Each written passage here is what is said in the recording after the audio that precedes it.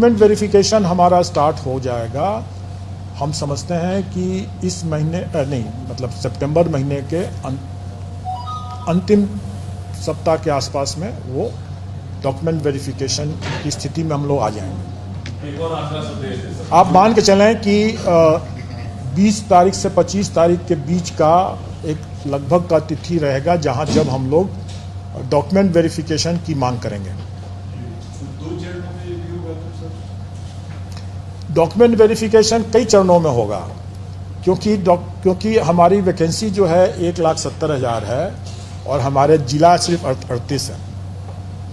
देखिए हम लोग जो निकालते हैं डॉक्यूमेंट वेरिफिकेशन के लिए वो प्रोविजनल रिजल्ट के बेसिस पर देते हैं कि जो लोग कंसिडरेशन जोन में आ गए, मतलब जो सफल होने वाले जो अभ्यर्थी हो गए, उनका हम डॉक्यूमेंट वेरीफाई करवाते हैं। और डॉक्यूमेंट वेरीफाई कराने के बाद अगर उसमें भी मान लीजिए, जैसे मैंने बताया कि सीटेट अगर अपीयरिंग कैंडिडेट क्या है, बाद में पता चलता है कि नहीं पास किया। कई अभ्यर्थी ऐसे भी हो सकते हैं जो उन्होंने दावा कर दिया कोई आरक्षित श्रेणी का या किसी और श्रेणी का, बाद पता चलता है कि वो नहीं, वैसा नहीं है।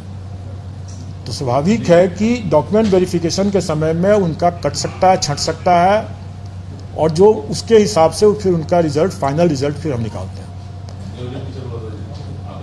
हम लोग हार्ड कॉपी में भेजते थे, अब हम लोग सॉफ्ट कॉपी में भेजना शुरू कर चुके हैं, जिसमें हम लोग सॉफ्ट कॉपी में उसके डॉक्यूमेंट्स के साथ साथ उसका जो बायोमेट्रिक डिटेल्स हमारे पास है वो भी हम भेजेंगे। तो अब अभ्यर्थी नौकरी पाने के बाद भी वो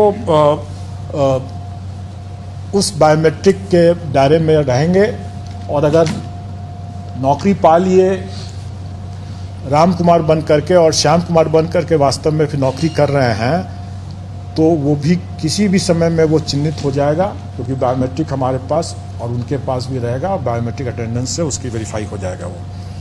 इसलिए मेरा अनुरोध है कि जितना मेहनत आप बायोमेट्रिक सिस्टम को तोड़ने में लगाएंगे, शायद न तोड़ पाएँ, उससे बेहतर है कि उतना समय अपने पठन पाठन पर ध्यान रखें, अच्छे से परीक्षा दें, और अच्छा से कदाचार मुक्त परीक्षा रहेगा तो आपको सही तरीके से रिजल्ट भी मिलेगा, सही समय पर भी मिलेगा, और सबका उसमें कल्याण होगा। अच्छा कि आपने ये प्रश्न पूछ दिया, एक पॉइंट छूट गया था मेरा। आप लोगों को ध्यान होगा कि जो अपीयरिंग कैंडिडेट्स के लिए ये बात नियमावली में भी था, और हम लोग ने भी ये पहले से भी डिक्लेयर किया हुआ है कि जो अपीयरिंग कैंडिडेट जो हैं उनकी परीक्षा 31 अगस्त तक हो जानी चाहिए। ये तो पहला शर्त है। और दूसरा शर्त ये था कि उनका परीक्षा फल जो है वो ऐसी निर्दिष्ट तिथि तक हो जानी चाहिए जो आयोग बाद में संसूचित करेगा। अभी तक आयोग हम लोगों ने वो निर्दिष्ट तिथि संसूचित नहीं किया। अभी तक वो निर्दिष्ट तिथि संसूचित नहीं किया है, क्योंकि अभी तक हमारे पास ये नहीं था कि हम परीक्षा फल कब तक घोषित कर पाएंगे, क्योंकि वो आंकड़े हमारे पास नहीं थे उस समय, जिस समय हम लोग आवेदन आमंत्रित कर रहे थे।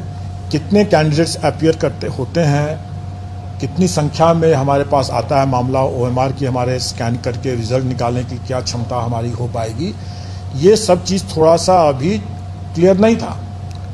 इसीलिए हम लोगों ने वो तिथि नहीं बतलाया कि रिजल्ट हम कब घोषित करेंगे, क्योंकि रिजल्ट घोषित करने के पहले हमें उनका वो सर्टिफिकेट की ज़रूरत पड़ेगी। सीटेट जो अपीयरिंग कैंडिडेट होंगे या जो बीएड के जो अपीयरिंग कैंडिडेट होंगे, जो अपनी पात्रता उनके अपीयरिंग जो एग्ज़ाम जिसमें वो किए हैं उसके परीक्षा फल पर आधारित होगा, उनके लिए भी हम लोग इसको सुरक्षित तो रखेंगे लेकिन डिक्लेयर नहीं करेंगे।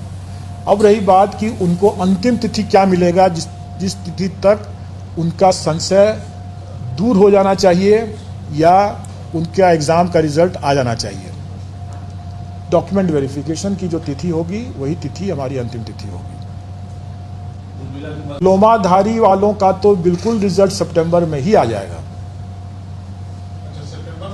Yes yes